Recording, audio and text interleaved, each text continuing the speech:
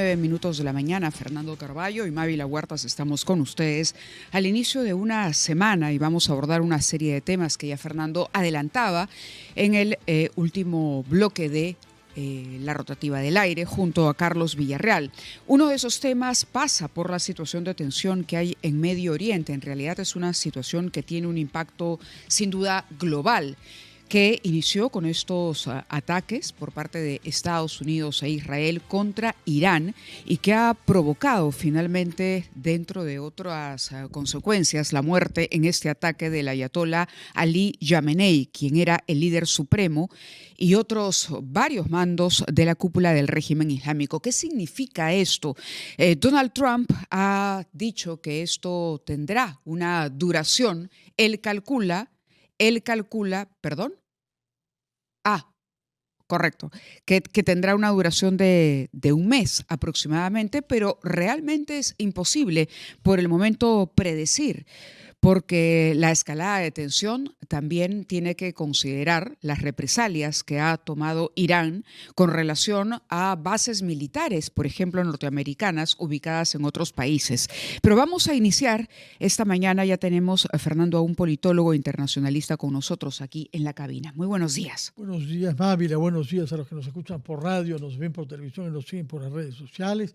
Es un tema internacional, es cierto, pero tiene repercusiones globales, que la primera de las cuales es el precio del petróleo. Habida cuenta de que es una zona que produce mucho petróleo y mucho gas licuado también, y hay sobre todo el estrecho de Hormuz en el Golfo Pérsico de 30 kilómetros, en las costas persas, que de ser bloqueado naturalmente perjudicará. Pero no se trata solamente de las consecuencias económicas, son las consecuencias humanas, en vista de que Irán sigue replicando y ha disparado contra bases norteamericanas, como tú lo has dicho, en la región. Se trata de una dictadura, sin duda. Se trata de un régimen que desde sus orígenes, en el año 79, cuando llegó el primer ayatolá Khomeini, fue muy hostil a los Estados Unidos y desarrolló, sin duda, un sistema de terrorismo internacional que actuó en varios países de la región, en Estados Unidos, en Europa y en América Latina. Es notorio el caso de Buenos Aires en 1994. Vamos a ver cómo avanza esta situación y si lo que hay al final de estas semanas es paz o más caos. Y para eso hemos invitado al señor especialista que tú has mencionado ya, que es un consultor independiente, que tiene una columna independiente en el diario El Comercio. Señor Kessel, muy buenos días, bienvenido a RPP. Gracias por la invitación. Muy buenos días. Bueno, en principio, Estados Unidos calcula 4 semanas de operaciones, pero yo decía, es un poco complicado poder hacer un cálculo de esta naturaleza, ¿no? Porque hemos visto que Irán está dispuesto también a de pronto responder a este ataque que inició, sobre todo por lo que ellos han considerado es una afrenta mayor al haber asesinado al ayatolá Ali Khamenei. Es cierto que el régimen iraní estaba debilitado y parece que ese es el argumento o el detonante más importante que han tomado en cuenta Israel y Estados Unidos para intervenir Irán. Antes que el tema de las armas nucleares, pareciera que aquí había un objetivo claro de acabar con el régimen, que venía enfrentando una serie de protestas también. Pero ¿cómo analiza usted lo que ha sucedido y sobre todo lo que va a venir? A ver, hacer predicciones en este momento y sobre todo con Trump tomando las decisiones es bastante complicado, ¿no? Pero voy a intentar decirles qué cosa es lo que creo que es más probable que va a pasar. Es cierto que han aprovechado el momento en el que la dictadura iraní está en su momento más débil en los últimos 47 años. Nunca ha estado más débil como ahora. Especialmente desde la guerra de los 12 días hace unos Claro, el año 6 pasado, meses. 25, sí. En julio pasado, sí. Entonces, durante esa guerra lo que hicieron es básicamente dejar vulnerable a Irán, ¿no? Se bajaron su fuerza aérea, se bajaron sus baterías de defensas antiaéreas, ¿no? La fuerza aérea israelí y la fuerza aérea de Estados Unidos se pasean como en su casa por los cielos de Irán, y eso lo comprobaron en la guerra del año pasado. Y además una declaración sobre eso. Sí, claro, o sea, Irán está más débil que nunca en este momento. Hezbollah es una sombra de lo que era antes, Hamas prácticamente está aniquilado, los hutíes están neutralizados. El régimen de Bashar al-Assad en Siria, que era aliado de Irán, ha caído y por lo tanto Irán ya no tiene un aliado o un país ahí en el cual apoyarse que esté cerca de Israel. Entonces Israel tiene a Irán en el lugar donde lo quiere tener, en su momento de máxima vulnerabilidad. Entonces, cuando el año pasado terminó la guerra de los 12 días, me preguntaron en otra entrevista, bueno, acá ya acabó todo. Y lo que dije es, no, esto va a continuar. Israel va a esperar el momento adecuado para continuar esta guerra y cortarle la cabeza a la serpiente de una vez, ¿no? Y eso es lo que están Cuando haciendo habla de la serpiente se refiere al ayatolá. al régimen teocrático de Irán. Al régimen, claro, Sí. que es un Entonces, régimen que, como decía Fernando, se instaló después de la caída del Shah de Irán, así correcto, y que ya tiene, un tiempo bastante largo, un régimen, 47 años. claro, que además del golpe militar o digamos, del debilitamiento a nivel militar, enfrenta un debilitamiento social también. Pero ¿cómo va a reaccionar ahora Irán? ¿Cómo se recompone? ¿Tiene alguna alternativa de recomponerse de este régimen? Sobre todo considerando que también tendrá aliados.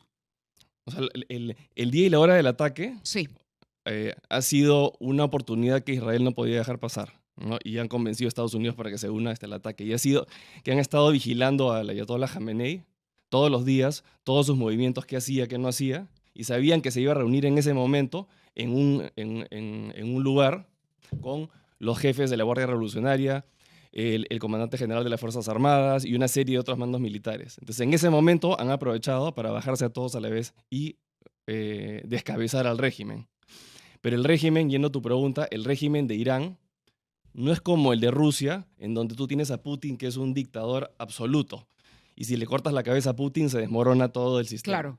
Irán es una dictadura bastante bien estructurada y con una burocracia bien Con complicada. líneas de sucesión bien establecidas, además, Así ¿no? es, ¿no? Entonces, no basta simplemente con desaparecer al ayatollah Jamenei, ¿no? Tendrías que tirarte abajo toda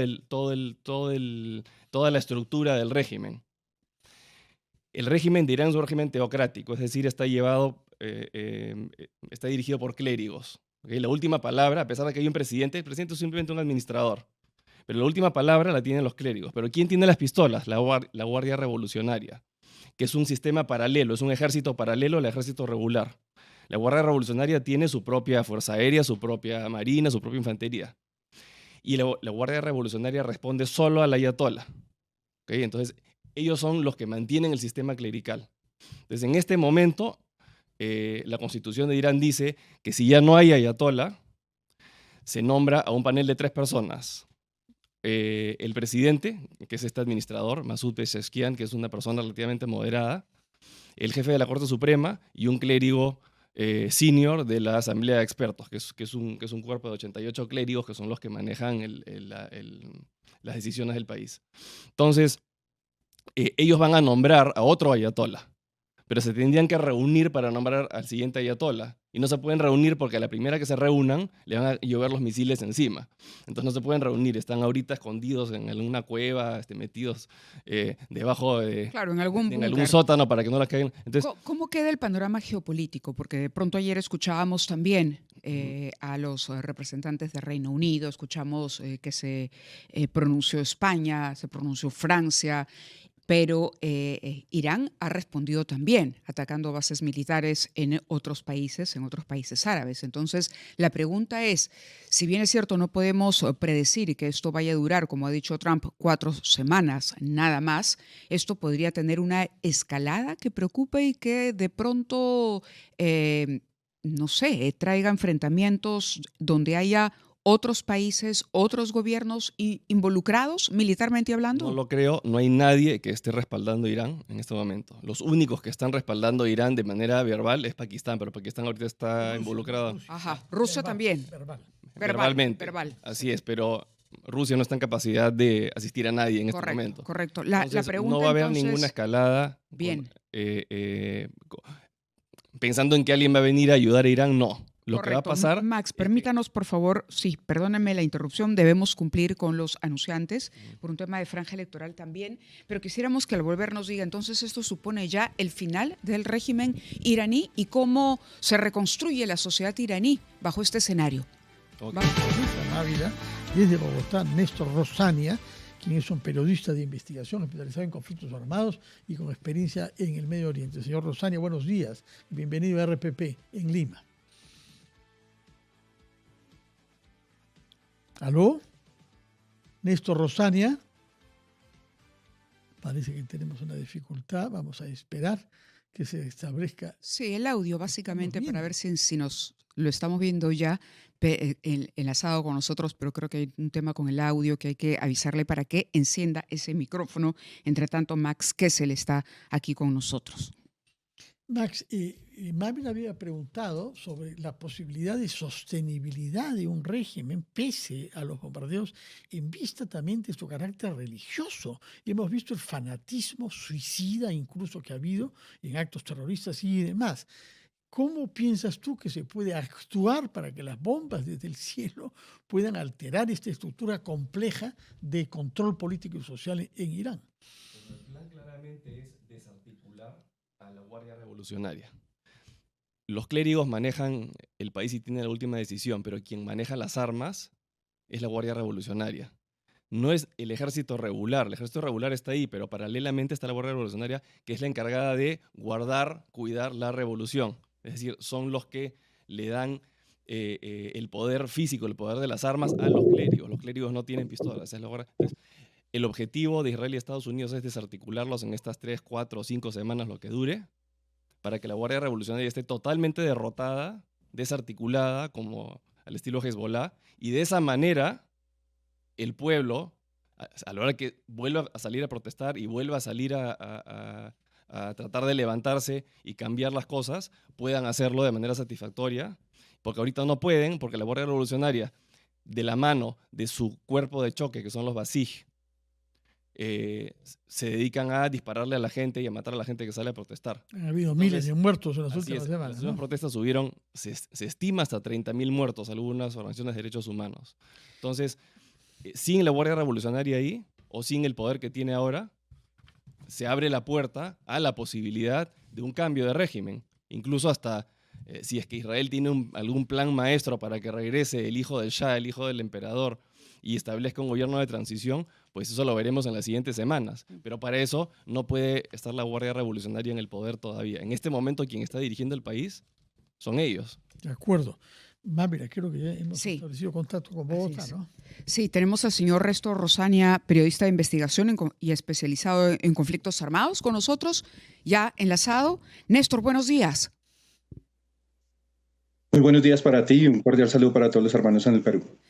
Bien, aquí estamos conversando con Max Kessel a propósito de cuánto va a durar esto finalmente y si la posibilidad de que se pueda dar fin al régimen iraní es una posibilidad real o si tiene capacidad de supervivencia, pero sobre todo desde este lado del mundo nos interesaría también tener una lectura global. ¿Cuál es el impacto global que tiene un conflicto como el que se está desarrollando en este momento? Pues estos conflictos los podemos ver en 3 dimensiones. Un conflicto directo, que es lo que pensaríamos a priori, un ataque entre Israel e Irán con el apoyo de Estados Unidos. Ahí vemos 2 actores, 2 países, pero eso se convierte en un conflicto regional, porque ya aparecen países que fueron bombardeados como Qatar, Arabia Saudita, Kuwait, etcétera. Entonces ya de un tema directo se convierte en un tema regional. Y ahora esto se convierte en un tema internacional porque ya se ha pronunciado China, ya se pronunció los rusos y ya, pues como lo estamos hablando acá en América Latina, pues también nos puede afectar a nosotros por el tema de una posible subida del crudo a nivel internacional por el cierre del estrecho de Hormuz.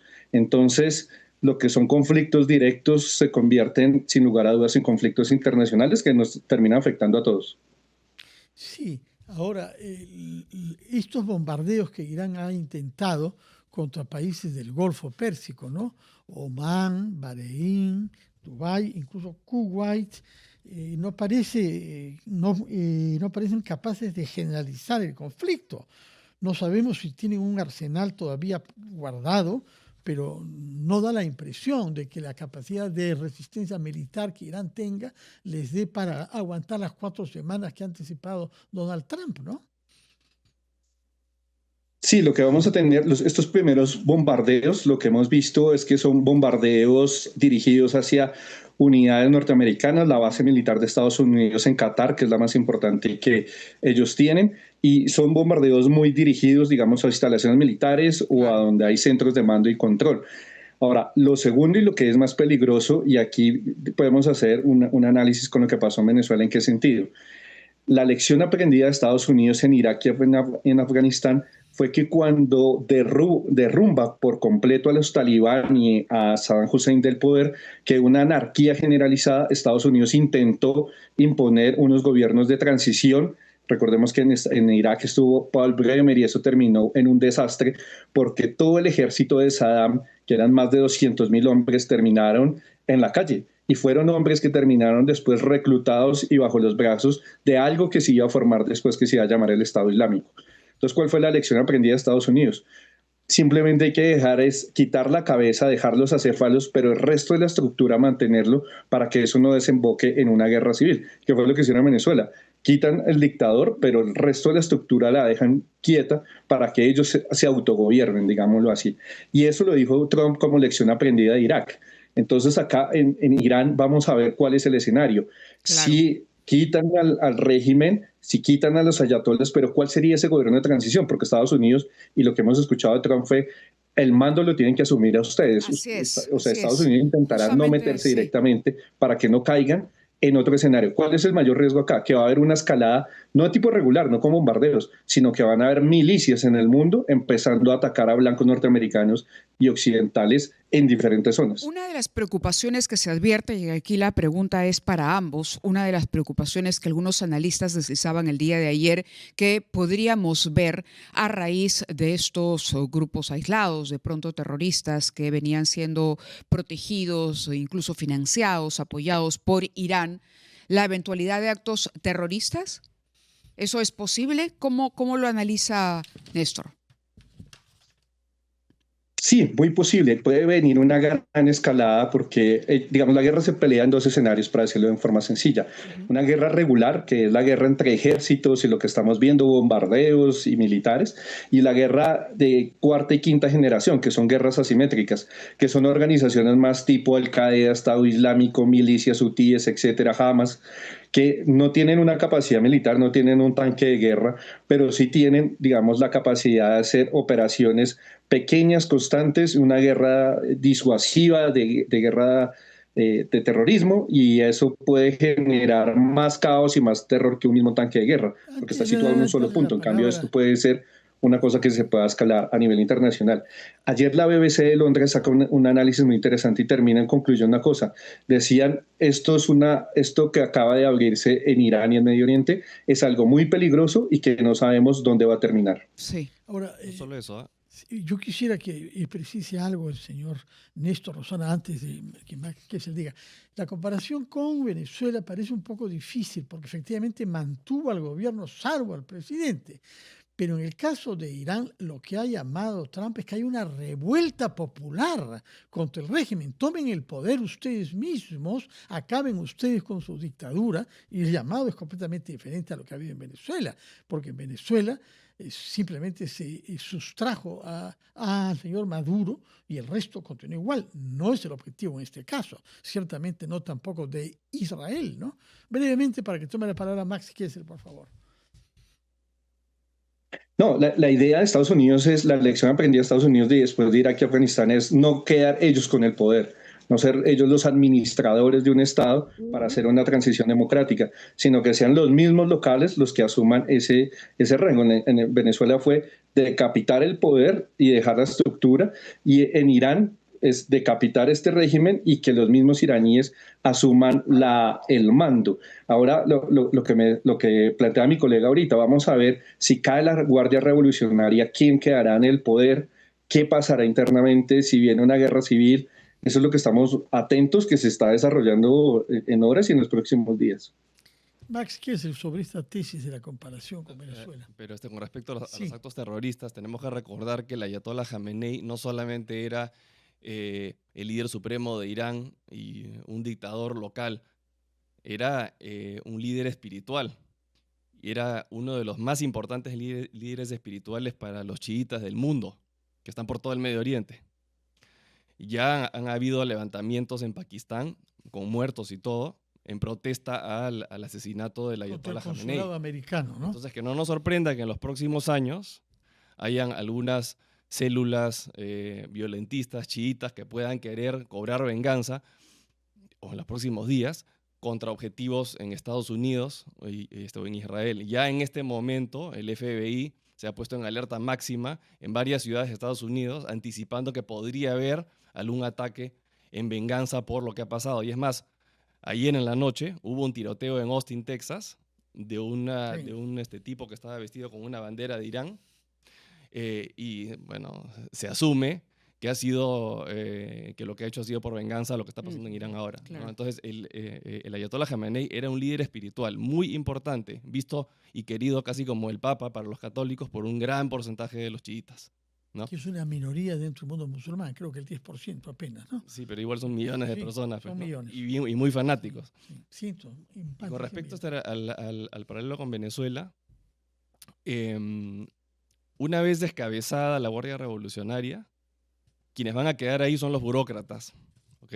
Básicamente, el presidente Masud Pezeshkian, que es una persona vista como moderada, y quien en este momento está dirigiendo de facto el país, que es el consejero de seguridad Ali Larijani, que es lo más parecido a una Delcy Rodríguez que vas a encontrar en Irán, ¿no? Una persona bastante pragmática. Entonces, lo que creo que podría pasar es que Israel termine teniendo conversaciones clandestinas con Larijani y con Pezeshkian y les digan, ok, una vez que los fanáticos, los clérigos y la Guardia Revolucionaria ya no esté, ustedes tienen que tomar el poder, el presidente tiene que convertirse en un presidente de verdad, un jefe de Estado de verdad, y ustedes establezcan un gobierno de transición y conversemos a ver si podemos llegar a algún acuerdo. Me parece que a eso están apostando. Y una vez que ya estén ellos en el poder y que los clérigos de la Guardia Republicana y la Guardia Revolucionaria estén fuera, en ese momento podría haber una ventana para que el pueblo exija algún tipo de transición democrática. Correcto. Ese sería el escenario ideal. Ujú. Yo no creo sinceramente que Irán caiga en guerra civil, porque la burocracia iraní, la burocracia persa es legendaria y tiene 3000 años. Correcto. Palabras finales de Néstor. No, que estamos muy, muy atentos al desarrollo de las noticias, y una cosa que también nos entristece es la narrativa también que se le dio desde Occidente. Vean que muchos medios internacionales hablan de un ataque preventivo siguiendo la narrativa pro-norteamericana y pro-israelí, pero poco se hablaba del asesinato de más de 80 niñas inocentes en Irán, y sin lugar a dudas esto pues es una clara violación a los derechos humanos, porque no hubo una segmentación del uso de la fuerza y la separación, que es el principio del derecho internacional humanitario, entre combatientes y no combatientes. Sin lugar a dudas, en estas guerras, ¿quiénes son los más perjudicados? La población civil. Claro. Y tristemente lo que empezamos es un conteo de muertos hasta que se pueda llegar a hacer una negociación y hasta que haya una transición en este escenario. Y por último, uniéndome a lo que decía mi colega, lo que van a venir va a ser una reacción, vamos a ver en términos de tiempo, pero sin lugar a dudas va a venir una reacción, porque la comunidad chiita obviamente se ve sumamente ofendida, porque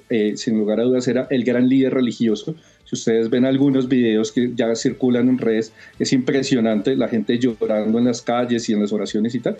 Y de eso, sin lugar a dudas, tendrá que crearse un grupo que va a reaccionar y va a intentar envengarse tanto de Estados Unidos como de Israel, y eso es una nueva espiral de violencia. Muchas gracias, Néstor. Hay que recordar, Navi, las palabras pronunciadas por el Papa este fin de semana, recordando que la paz y la estabilidad se hacen duraderas sobre la base de una conversación y negociación. Y lo mismo ha sido declarado por el secretario general de la ONU, Antonio Guterres, que no tiene mucho poder, pero que ha convocado de todas maneras a una reunión. Ojalá que todo esto conduzca a paz y estabilidad y no a más odio y más generaciones de violencia. Bien, agradeciéndoles a ambos que hayan estado con nosotros, a Néstor desde Colombia, Max aquí en los estudios. Muchas gracias. Buenos días.